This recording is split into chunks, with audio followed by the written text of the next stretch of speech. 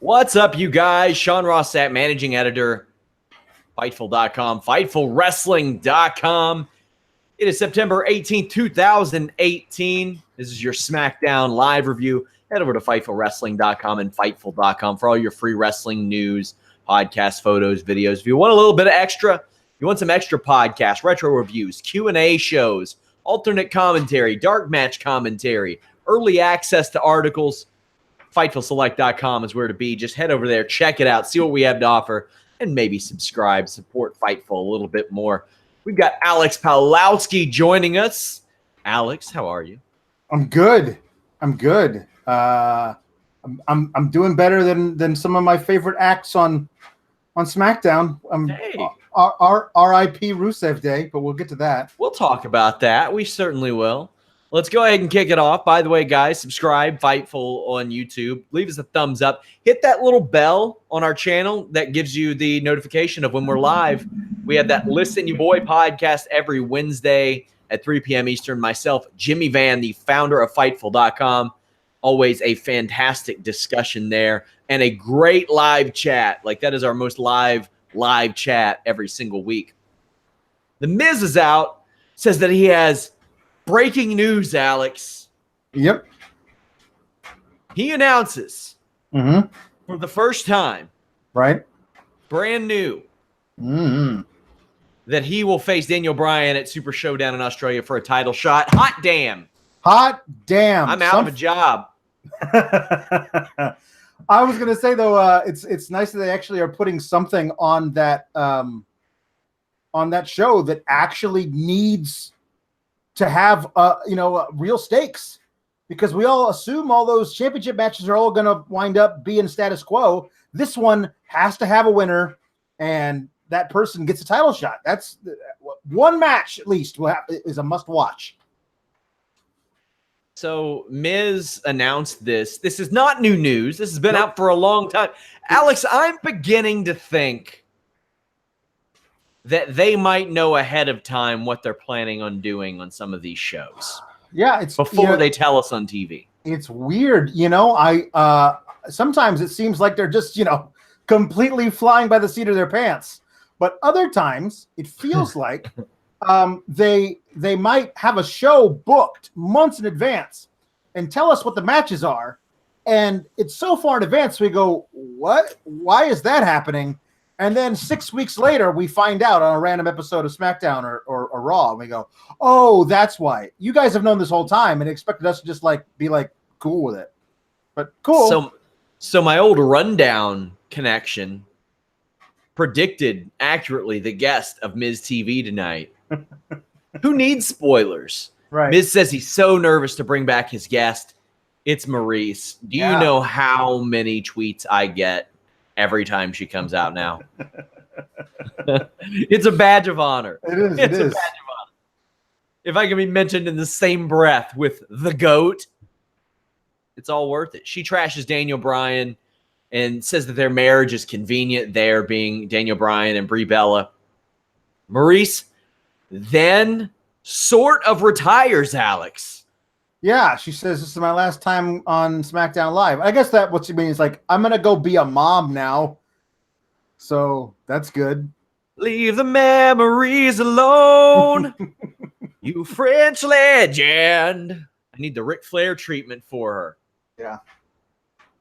I want her to come out there and go, with a tear in my eye, I will never retire.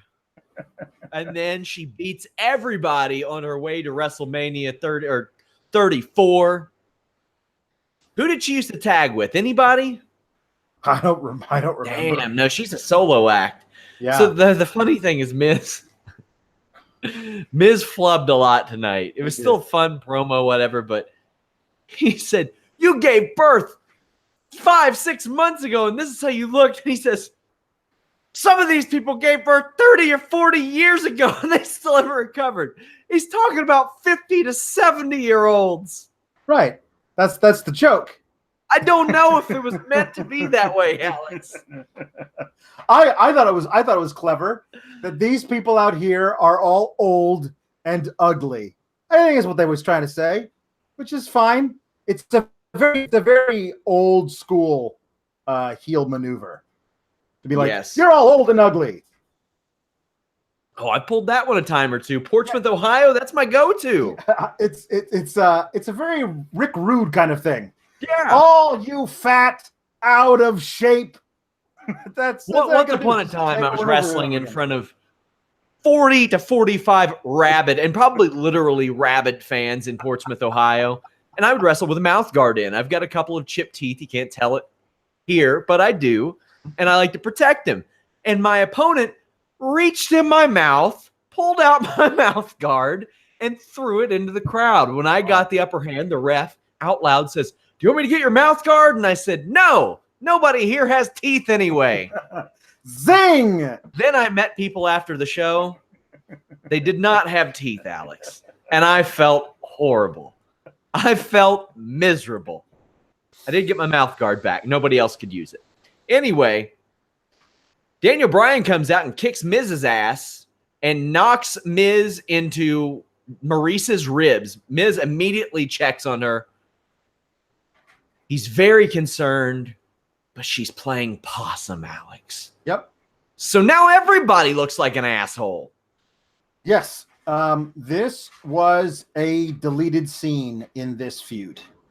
It didn't need to be here at all. It's just to pad the runtime. Like, I honestly thought, what they're gonna do is they're gonna say, because Maryse is gone for she's been a mom for 5 months. It's possible that just today she found out that she's pregnant and she's going to go and be a mom again. Oh, man, no. Honestly, like I would not put it past Miz to like fake the miscarriage thing to get inside Daniel Bryan's head. But instead, we had a fake, rib injury or whatever, and it was all a ruse, Sean. And what was the payoff? A badly done skull-crushing finale that didn't actually get put on, that led nowhere. Like, there was no payoff. It was just... Oh, then Bryan beats up Miz again. Yeah, Bryan beats up Miz again, and that's it. Everybody goes, yes, you knocked a guy into his wife. Yes. Yes, I mean, he still did lame. That. He still did. Not only that, he did it twice. Yes, he did. He did it twice. But the second time, he did it on purpose. Yeah. So, I mean, he looks like an asshole. Miz and Maryse looked like assholes. I thought, if anything, if you wanted to add a new layer to this, this is real, and that's what puts Miz on par, essentially, with Daniel Bryan. It is not a secret, his adoration for his wife. It is something very real that we see every week. Yeah. That would set him over the edge. And if you have a legitimately remorseful Daniel Bryan, maybe we can get with that.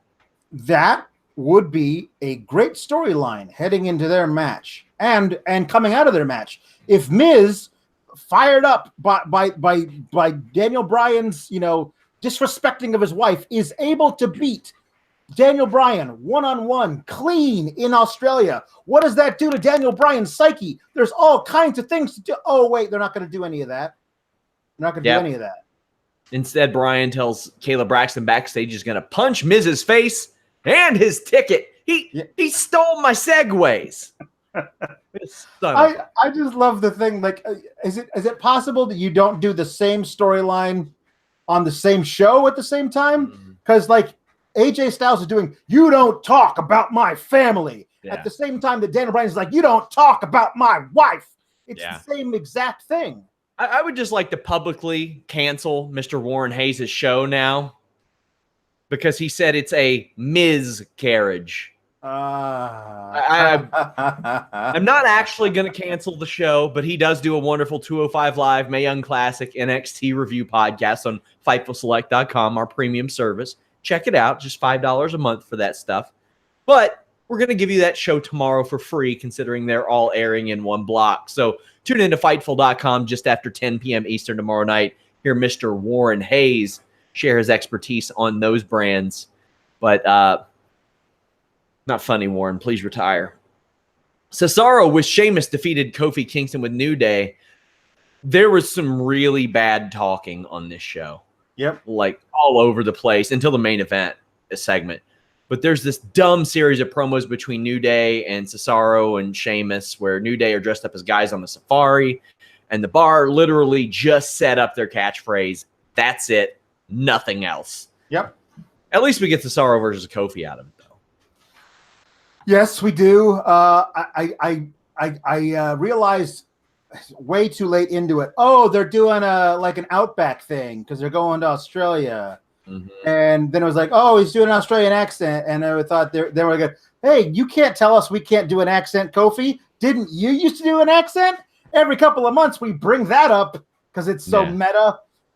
Yeah, okay, fine, guys. I would just like to see more of the wrestling because Cesaro versus Kofi was great. And I like to see all of the combinations of these men wrestle throughout this feud because I think it will be very good every time we see it. Times like these, I really wish we had Anna on the podcast so she could share her thoughts, which the thing is, she would double down on the stereotypes, if anything. One time recently, I was looking at DirecTV On Demand, and under documentaries, they had Crocodile Dundee, in which she was all too excited to inform me, yes, it is slotted appropriately under documentaries. We get a commercial. This features Cesaro destroying pancakes. He will be 38 this year, and he still does some incredibly impressive things physically, like the drop kick while Kofi's on the top rope. Unbelievable. Really good stuff. And that really hard European uppercut as well. Yeah, no, he's brilliant and beautiful, and he's one of those guys. It's the equivalent of the guy going into the NBA Hall of Fame with a ridiculous amount of points and like 17 conference finals appearances, but never won a title. And you go, gosh, that's crazy. He was so good. How did he make it through his entire career and never win a title? And that's what it feels like with Cesaro. We have to be nearing close to the end. He's got to be at least in the last quarter of his career. And I can't believe that guy doesn't have a serious WWE title run. I can believe it because I heard him on the mic tonight.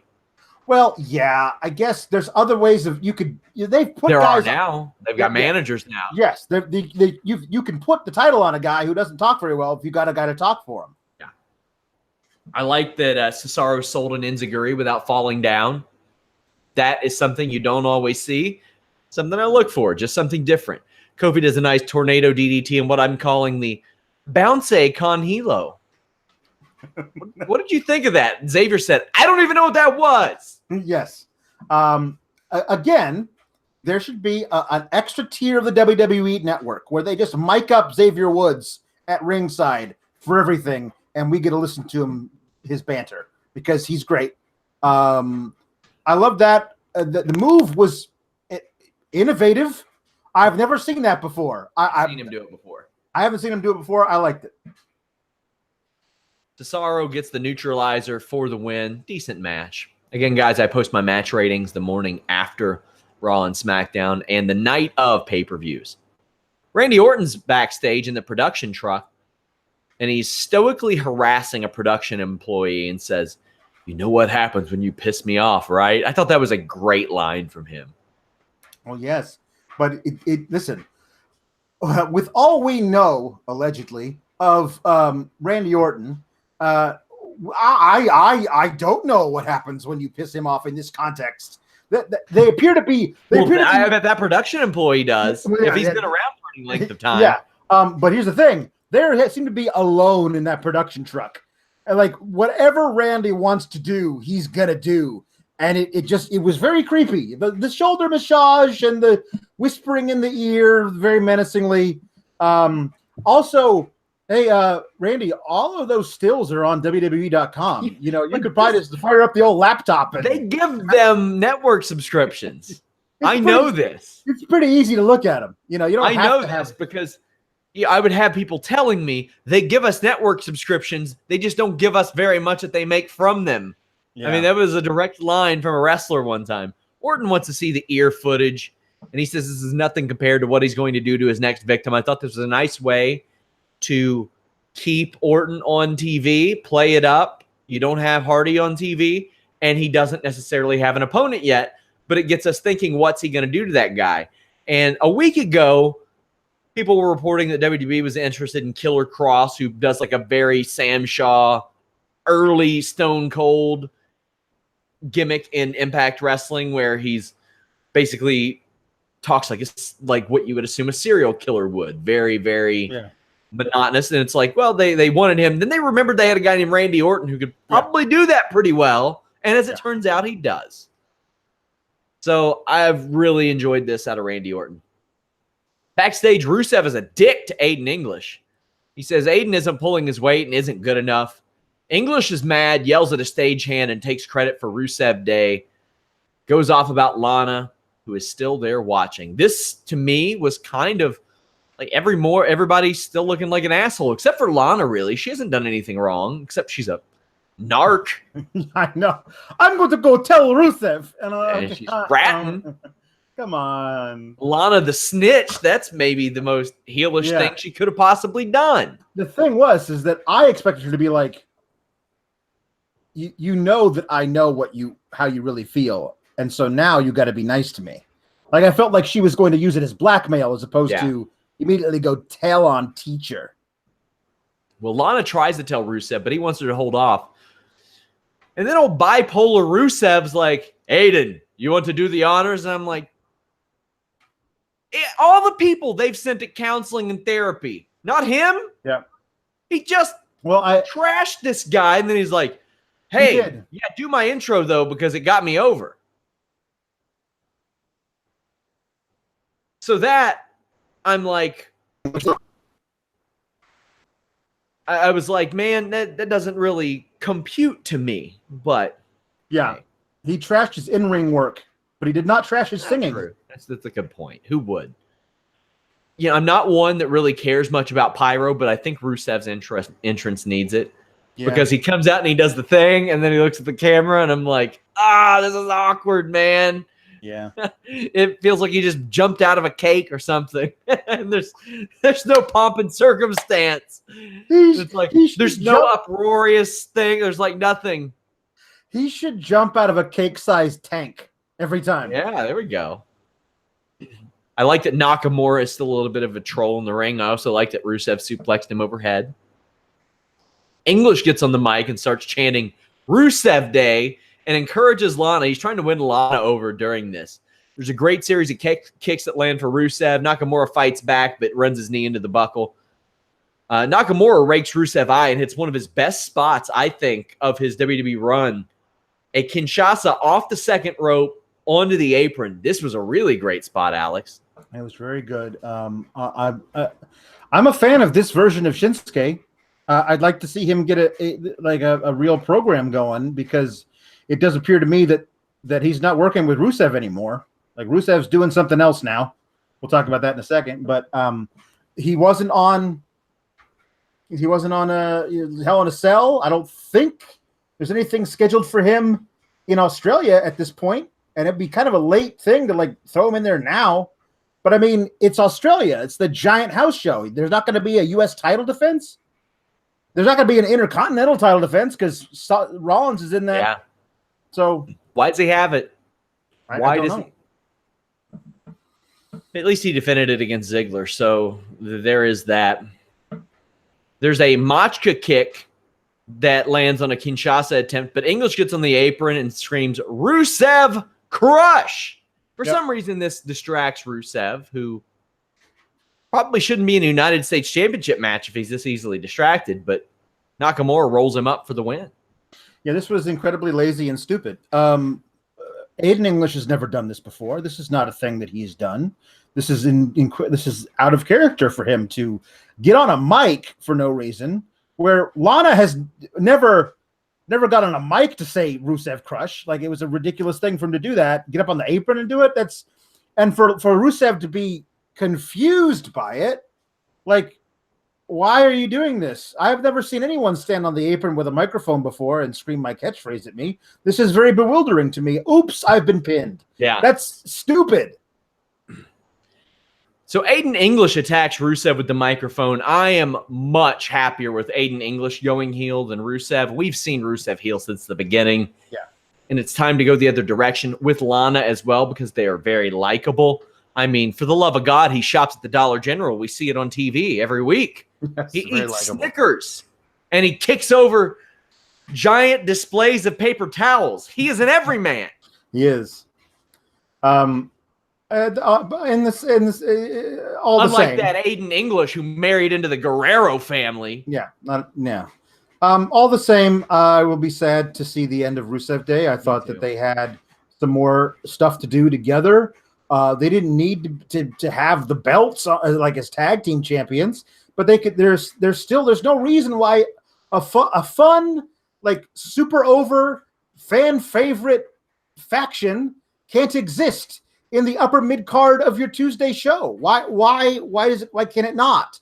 Instead of like, and the fact that like, did Aidan English preempt what he assumed was going to be a Rusev turning on him by attacking him? Because it was like Rusev got rolled up and you go, oh crap, I caused that. I guess I better beat him up now. Doesn't make any sense. You know, that's a weird thing. It was like when Big Cass beat up Enzo backstage and then did everything he could to prevent people from knowing. Until when he revealed it, he was so proud of having done it. Yeah. You know, like WWE sometimes they really shoot themselves in the foot with like, oh, here's this amazing thing that got over on its own. It's selling crazy merch. We should definitely not keep doing that, said everybody backstage, apparently. This was a good match, though. Also a good match. AJ Styles defeated Andrade Cien Almas. Almas attacks AJ before the bell, really puts a beating on him. The match gets started and Almas hits a big boot and a world backbreaker. He goes for it again. Styles counters with a tornado DDT, which I see done non-stop on SmackDown these days. The spinning strike counter was fantastic. AJ's going for his spinning back fist, backhand, or whatever it is. And then Almas counters with his spinning back elbow. I don't like that he's setting it up the same way all the time, but this counter was very special. What was not special was Styles holding onto the ropes for the damn double stomp spot. They're both better than this. Yes, I will say that while it took far too long to actually execute the move, I appreciated that Andrade countered a regular move that AJ Styles does to set up the actual him holding onto the ropes. Like AJ's going for a phenomenal forearm springboard, and Andrade knocks his legs out from under him and puts him in the position to have the move done to him. But once he's in the position, then it takes 15 seconds. Like if it was a way of countering it and then immediately doing it, then I would say, fine, you know, I have no problems with it at all. The problem is that AJ's got to hang out there for a long time. But when Alberto Del Rio used to do it, he would like have to like really physically put the guy's legs in the turnbuckles and hold him there and hang his, like he would take forever to set up the thing. At least Andrade countered a move into his move, kind of. Yeah. Styles connects with a big sliding knee. Almas comes back with a big drop kick and double knees into the corner. So on FightfulSelect.com, cheap plug, myself and champion tier level member Alex Anderson, who got to pick the topic and appear on the retro review, he picked the night the Nexus showed up. And I watched that, and that was the only good thing about this show, Alex. We had the A-team running in and out and some real bad wrestling. Yeah.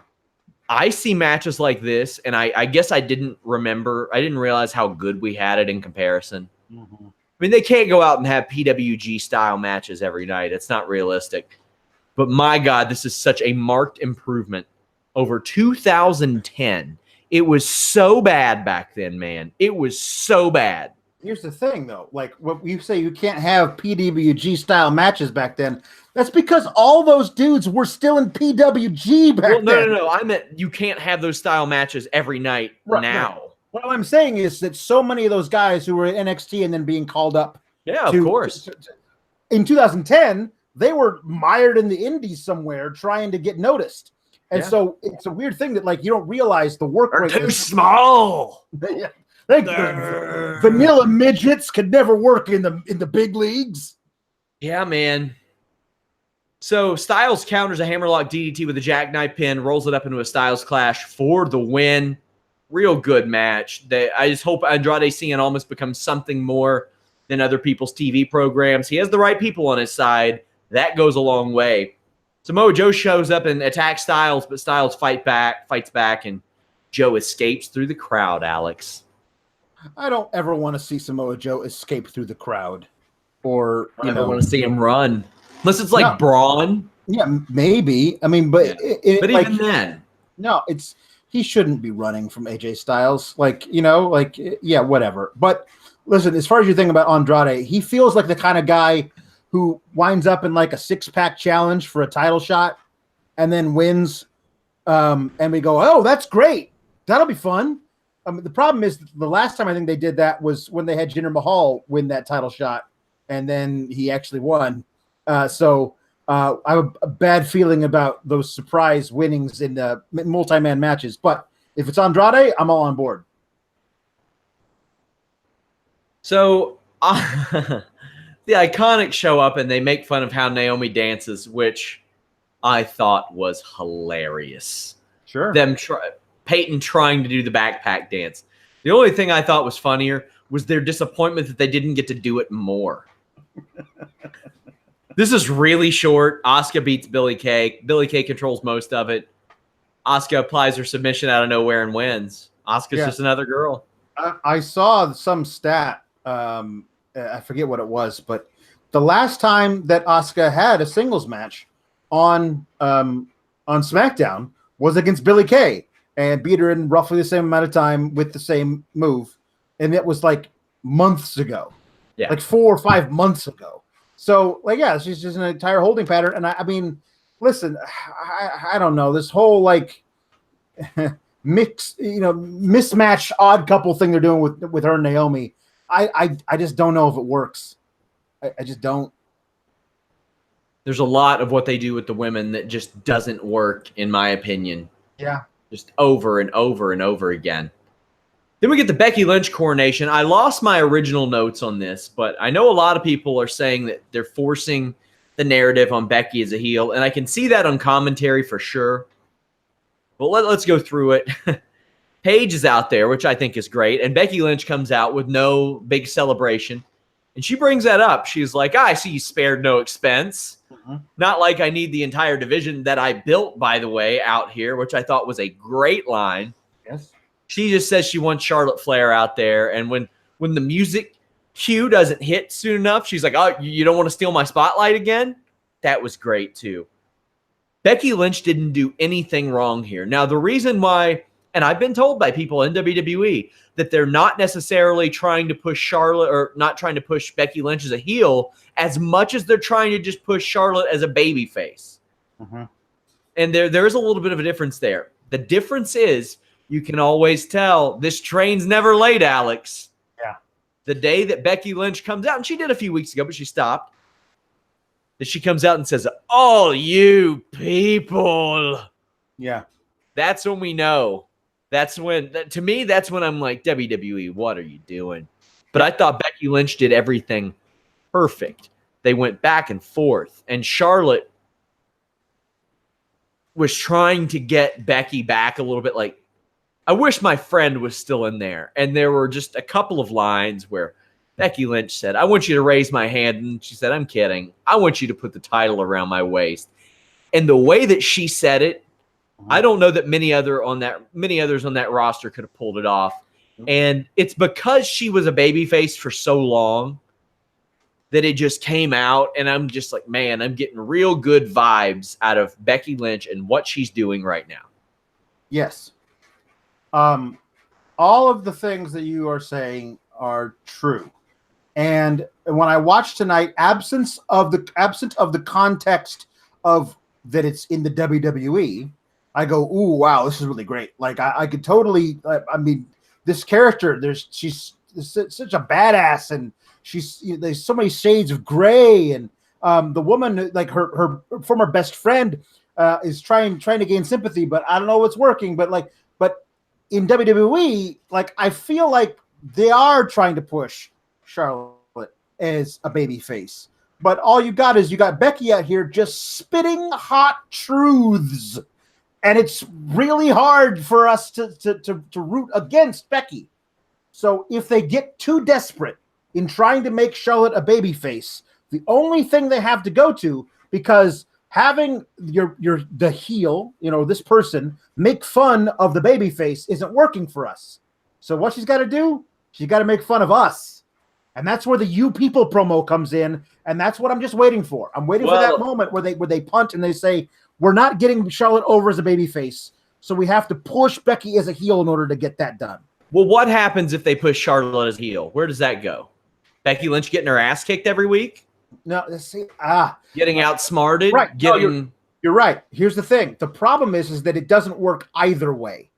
It works like this. It works like this, but I don't think this is where it's going to stay for long. I want it to. Oh, God, do I want it to. I like this. I like Charlotte just doing what she's doing and naturally how she's come off. Not really playing like crazy, jealous or anything. Whatever she's doing is getting these two reactions the way they are, and that's the way that I think it should be, because Becky accomplished it. Oh, I loved when she said she brought up everything that Charlotte had said in promos, and she said, this title says different every single time. I couldn't win the big one, wasn't good enough, couldn't beat you. This title says different. Then at the end, we got almost shades of Velveteen Dream here, because Velveteen Dream got it over by just telling people to say his name. Yeah. And I think they're sticking that one right in their back pocket, because that's so easy. Yeah. But Becky Lynch said, call me queen, bitch. And WWE knows what a curse word, what kind of reaction that gets. Right. They knew that's not going to get booed. Right. It might get some oohs. Yeah. It's not getting boos. No. I agree. I think there's a lot of wonderful tweener stuff going with Becky Lynch. My only concern is that the commentary is the voice they're trying to project to the viewer. And when they're laying it on so thick, like, how dare Becky Lynch do this to poor Charlotte? Charlotte is so perfect, and we should definitely root for her, right, guys? Like that to me signifies that's where they're going with it, and that's what I'm worried about. But you're right. Where it is right now is excellent. I want to stay in there for a while. But at some point, Charlotte's got to respond to the fact that she's attempting to be the good guy here and getting booed by the crowd. Like, Charlotte's got to respond eventually, to that. Yes. At some point she does. But we'll see. But I would like for her to say that there are so many ways we could do it, and I hate that so often on our show it turns into what they should do in fantasy booking, because they rarely do the thing that gains the best reaction. But right now they have, but eventually Charlotte will be like, even though I'm getting booed, saving this friendship was the most important thing to me. And Becky can just be like, no, saving the belt was the most important thing to you. Right. That's why you slithered your way in. That's why you said all that shit to me. That's why you're still here and you didn't get it. Nanny, nanny, boo, boo. Stick your head in doo doo. Yeah. And I hope she says it like that. There's a lot that you could do with this and make a really great, nuanced women's feud between two former best friends who now hate each other. That's great. I think you can do that, and you don't even need to bring the crowd into it at all. Just have Becky and Charlotte do that. Because once you bring the crowd into it and like, hey guys, don't you want to root for me? Or you guys all suck because you didn't have my back. When you do that, then it becomes it's too pat. Like, I want to see this. This is more feels real to me.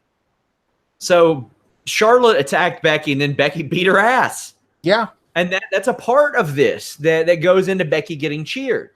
She's not getting outsmarted. She's not getting outwitted. She's not getting her ass kicked. I did a FightfulSelect.com viewers request show with Simon Willis, a.k.a. the infamous Jason. It's dropping next month. But it was a Fightful Books It show, and we kind of rebooked a lot of guys and girls who have fallen by the wayside. People want winners. They like winners. There are some rare instances. Over in the UFC, Chael Sonnen talked a way that nobody else talked. And whether he won or lost, people still wanted to see him. The Diaz brothers talk a certain way and have a certain personality to where even if they lose or don't fight for 5 years, people still want to see them. WWE values the brand over the people. So that's what you'll get. But I love this main event segment. I thought it was incredible. I was informed that the finals of the Mixed Match Challenge will happen at WWE TLC. And as somebody pointed out to me on Twitter, I'll as soon as I see the handle, I'll give you credit. But WWE is essentially now promoting 4 pay-per-views at one time. Yeah. By the way, you have Survivor Series and NXT TakeOver in the middle of that. Right. I'm okay with it. I'm all right with that. UFC does that all the time. You promote 3 or 4 shows ahead, but you got Super Showdown, Evolution, Crown Jewel, all 3 of which are not conventional pay-per-views. Right. They're all very experimental pay-per-views. Right. I think the difference between a UFC promoting that many pay-per-views at once and WWE doing it is that the sell. Well, yes, not really. But UFC has their fights booked well in advance, and it's because this guy's going to fight this guy. Now go off and train, fellas, and come back in 6 months. Yeah. As opposed to WWE, who has to book TLC. Like, whatever happens at TLC has to reflect what happened at Survivor Series, Sure. and vice versa. So the fact that they were telling us what was going to happen at Super Showdown back in like late June, it felt like, and we were like, why is that match happening? And now finally we know 2 weeks out. Like, I don't need any of that going into TLC. Although now, apparently they were talking about how there's a leakings of possible matches at TLC already.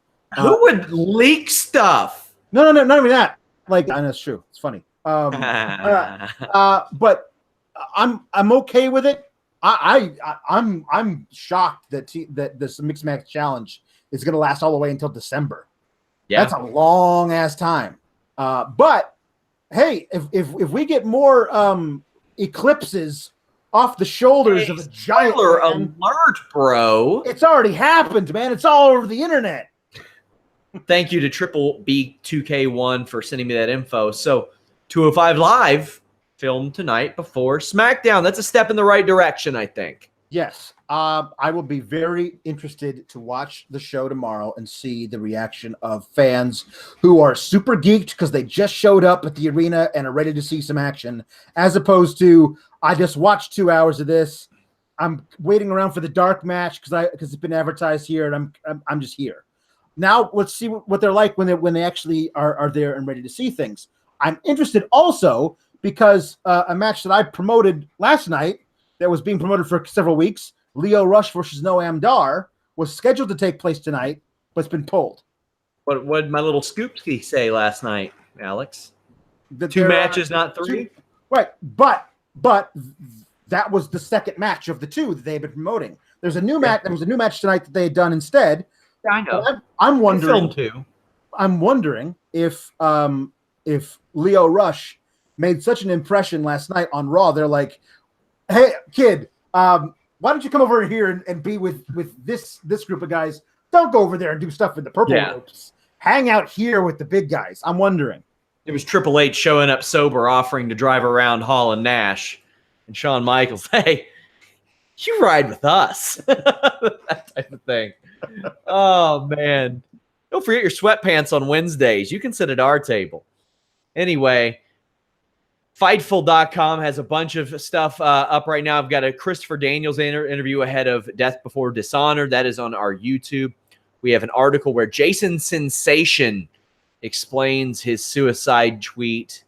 What a goddamn mess that was. But other than that, we've got more New Japan Destruction and Kobe events coming up. Ring of Honor Death Before Dishonor next Friday. Going to try to do a post show after that. Fighting Spirit Unleashed next weekend. That's on a Sunday. Are you surprised, Alex, that we've got both NWA 70th anniversary, I think it is, and Fighting Spirit Unleashed running on Sundays in September, October. That's not something I see a lot of outside of WWE and Impact. They usually choose Friday and Saturday. Yeah, that is odd. I mean, listen, if you want to just watch wrestling 24 hours a day, 7 days a week, you can do that now. Yeah, there's stuff everywhere, and a lot of it is really good. And some of the worst of it is the stuff we cover on Mondays and Tuesdays. Mm-hmm. I mean, you're not just talking about in-ring stuff. But listen, I'm all for seeing what happens. You know, I always like catching stuff on Twitter and going like, I better check out that match whenever I get a chance.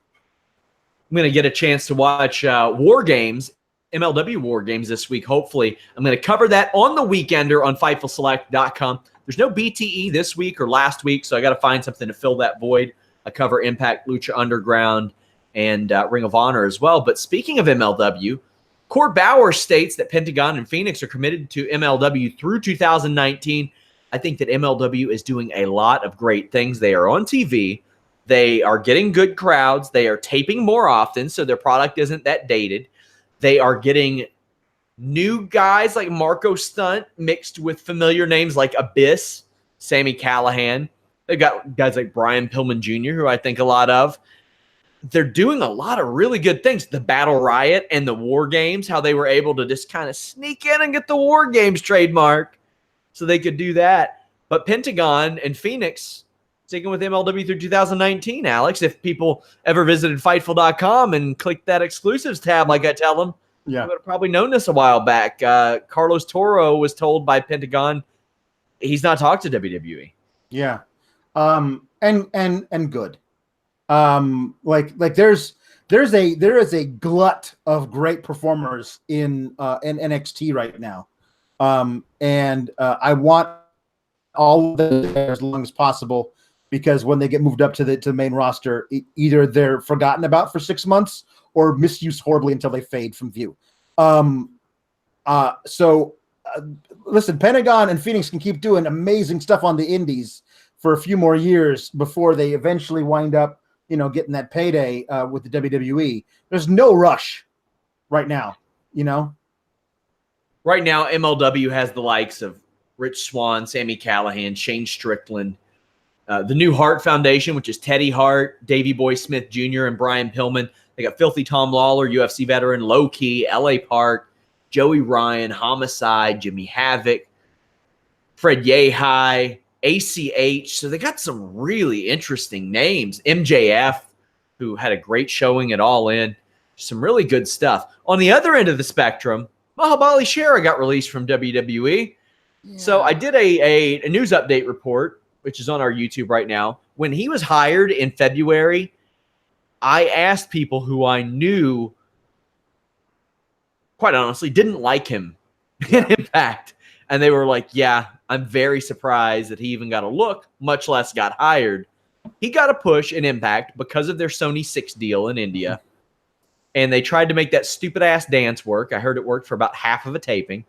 And from what I heard when I was poking around today, he just never got better. And he never got better in the 5 years, 6 years before he came to WWE, from Ring Ka King to this. And they cut him loose. He's 27. He's already had runs with Impact and WWE and is out. Yeah, they were still, not necessarily right in the middle of the whole India is the reason for gender thing. Yeah. But maybe they thought they had another, Kavita Devai or whatever, who has like 70 billion YouTube views. Kavita might be a better wrestler than Mahabali Shera. That's possible. Man. Yeah. I had people on the regular from Impact just ethering him in my inbox. I don't know what kind of a guy he is. I don't know anything about him, but man, it wasn't surprising. Also, something that is surprising, though, Impact officials met with WWE at WWE headquarters last week. Scott D'Amore and Ed Nordholm, who we often talk about on the Listen You Boy, Wednesdays, 3 p.m. Eastern, Fightful.com. Impact wrestlers found out about it. A few did. after the UK tour, before the Mexico, actually they found out about it on the Mexican dates. WWE wrestlers had no idea about it. Impact is claiming that they're not selling their library either. Wild speculation. What do you think it is, Alex? Well, I mean, they can claim anything they want. I feel like the thing that the WWE would be most interested in is the library, to be able to get like AJ Styles is going to have the title for like 320 days at some point. Like, he's a major deal for them in their history of WWE. Like, you did the list of how many guys have held the title for longer than AJ Styles. That list ain't long. So he's a major deal in the history of WWE. I'm pretty sure WWE would like to have a lot of his matches when he was younger available on their network for people to check out, along with the likes of Samoa Joe, Matt Hardy, and Jeff Hardy's career through TNA. I'm sure they would like to have those things. So to me, that seems like the thing that's most obvious. But I mean, really, they know. Cheap plug. If you all want to preview our Fightful Select service, go over to YouTube, and I have a playlist called Fightful Select Previews. Myself and Warren Hayes did a retro review for TNA Unbreakable 05, which featured AJ Styles versus Joe versus Daniels, one of my favorite matches of all time. Have you ever seen that match, Alex? I have. It is absolute classic. It is available on their YouTube as well if you want to kind of watch along. But man, wrestling's in such a good place for all the negative things. You know, the Saudi Arabia thing, and that's another thing. I've had wrestlers contact me asking me if I know how much money WWE is making on Saudi Arabia. And I'm like, no, they don't tell their stockholders. And obviously they don't tell their wrestlers, because that is leverage in a future negotiation. Right. And every single person on that roster, I don't care who they are, Kurt Hawkins should be asking for more money next go around. Maybe he doesn't get it, but he should be asking. Yeah. And hopefully these guys do get paid some more and get paid better. But WWE's rolling in it right now, and there are rumors that the Saudi Arabia shows may be more valuable to WWE financially than WrestleMania. Would that surprise you, Alex? No. Not given the shitstorm. No, I mean, seriously, like the idea of I mean, like, here's a whole bunch of money up front. It's a different thing than let's rent the venue, let's rent it out for like a week so we can set up the whole thing. We got to pay everybody to set the whole like you're operating in the red from the beginning, and then you got to get all the ticket sales and all the access and all that stuff that then gets you back up over. This is like somebody gives you a giant novelty check with like $11 billion written in there, signed Sheikh Mohammed or whatever, and that's it. You win. Everything else after that is kind of gravy. So I'm not surprised that would be more valuable to them eventually than WrestleMania. Andrew Everett reveals on Twitter that he has asked and been granted his release from Impact Wrestling. Are you familiar with him? More familiar with Trevor Lee, but I know that those guys, when I was watching that for Fightful a while back, I remember those guys tagging a lot. They were part of the Gregory Helms faction there when I was watching Impact more regularly. But I know I did like his work when I was watching him. He's gotten in much better shape, I think. He's still just turned 26, and he's been wrestling for 11 years. So he's going to end up somewhere, and this is a very, very, very good landscape for him to be in. Shane Helms, I saw him post a picture with EC3 earlier, and EC3 is really tan. And somebody replied in the comments and said, "Wow, you met Rick Fox."